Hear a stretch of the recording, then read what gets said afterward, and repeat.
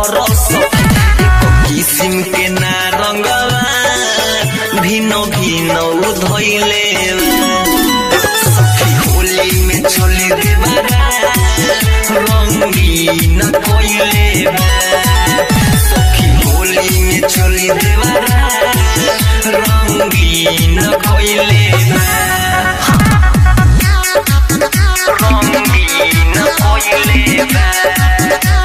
आज के recording studio Raxaul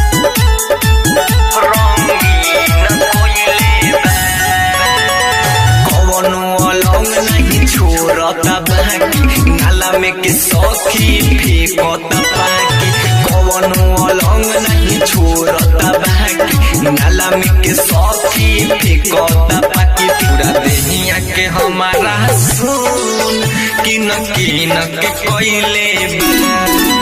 सखी होली में चोली देवरा रंगीन कोइले होली में चोली देवरा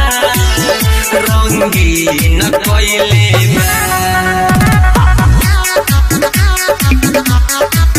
रंगीन कोइले सखी होली में रंगीन कोइले नये नये साड़ी के नाश करता बड़ी तंग पिया पर खास करता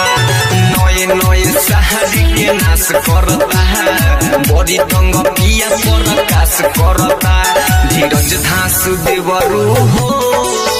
नया सीन कोइले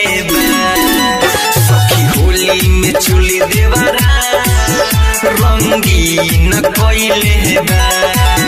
सखी होली में चोली देवरा रंगीन कोइले आरती के रिकॉर्डिंग स्टूडियो रक्सौल।